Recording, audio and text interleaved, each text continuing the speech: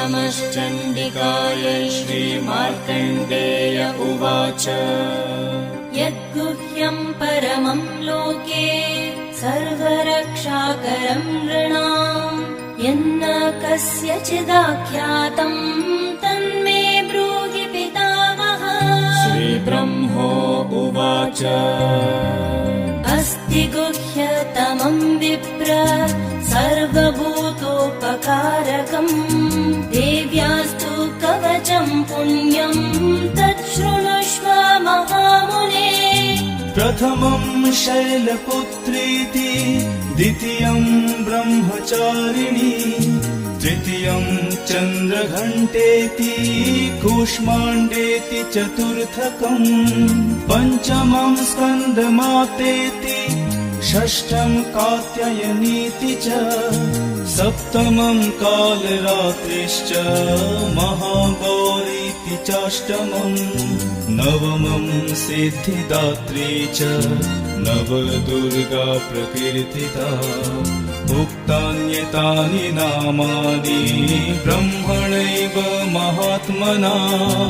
अग्निना दह्यमानस्तु शत्रुमध्ये गतो रणे विषमे दुर्गमे चैव भयर्ता शरणं गता। न तेषां जायते किञ्चित् अशुभं रणसङ्कटे न पदं तस्य पश्यामि शोकदुःखभयं नहि। यैस्तु भक्त्या स्मृता नूनं तेषां सिद्धि प्रजायते। प्रेतसंस्था तु चामुण्डा वाराही महिषासना। ऐन्द्री गजसमारूढा वैष्णवी गरुडासना माहेश्वरी वृषारूढा कौमारी शिखिवाहना ब्राह्मी हंस समारूढा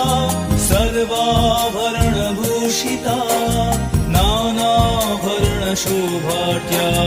नानारत्नोपशोभिता। दृश्यन्ते रथमारूढा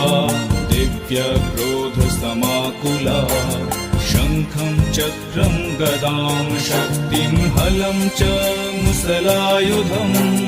खेटकं तोमरं चैव परशुं पाशमेव च कुन्तायुधं त्रिशूलं च शाङ्गमायुधमुत्तमम्।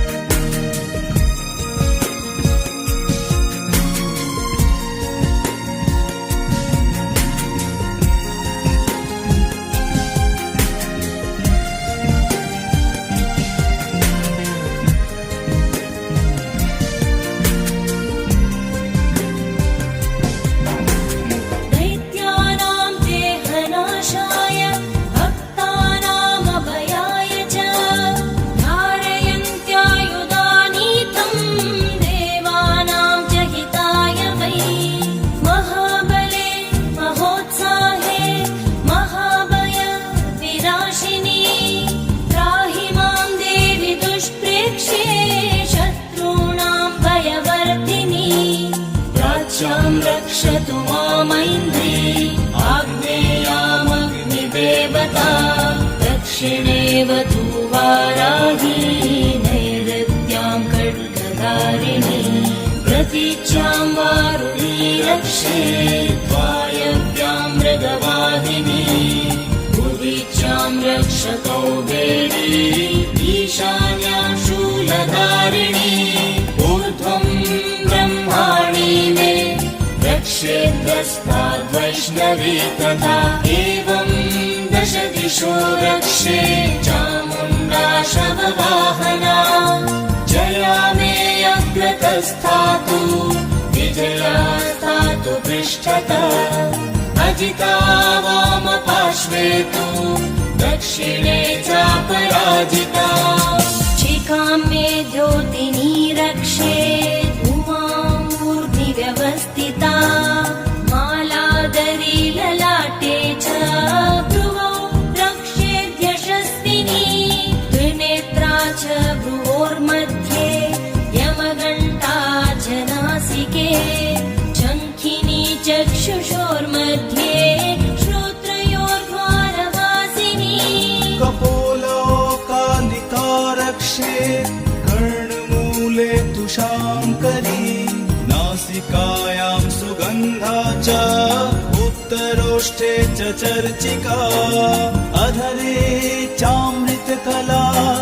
जिह्वायां च सरस्वती दन्तां रक्षतु कौमारी कण्ठमध्ये तु चण्डिका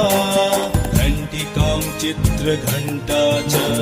महामाया च तालुके कामाक्षी चिबुकं रक्षे त्वाचं मे सर्वमङ्गला ग्रीवायां भद्रकाली च पृष्ठवंशे धनुर्धरी नीलग्रीवा वही कण्ठे नलिकां नलकूबरी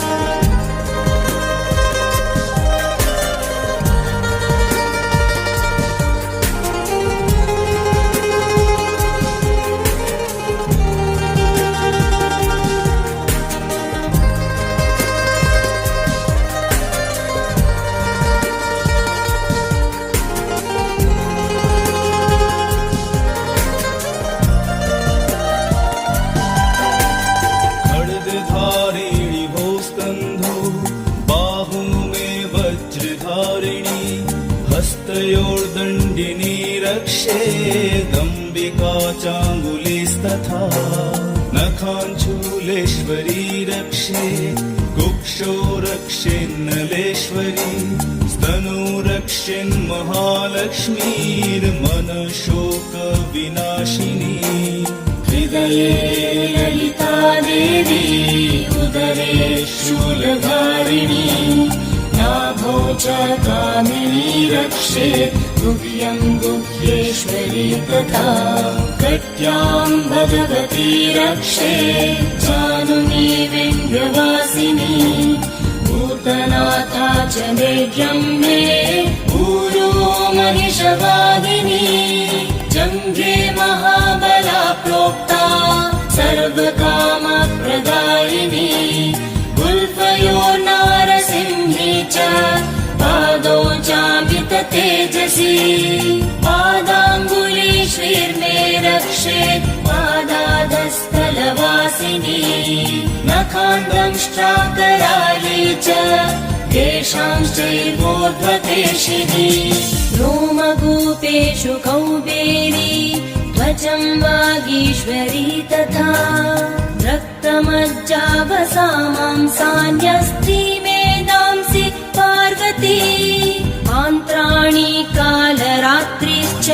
पित्तं च मुकुटेश्वरी पद्मावती पद्मकोशे कफे चूडामणिस्तथा ज्वालामुखी नखज्वाला अविद्या सर्वसन्धिषु शुक्रं ब्रह्माणि मे रक्षेत् छायां छत्रेश्वरी तथा अहङ्कारं मनोबुद्धिं रक्ष मे धर्मचारिणी प्राणापानौ तथा व्यानं समानो दानमेव च यश कीर्ति च लक्ष्मीं च सदा रक्षतु वैष्णवी गोत्रमिन्द्राणि मे रक्षेत् पशुं मे रक्ष चण्डिके पुत्र पुत्रं रक्षन् महालक्ष्मी भार्यं रक्षतु भैरवी मार्गं क्षेमकरी रक्षे द्विजया सर्वतः स्थिता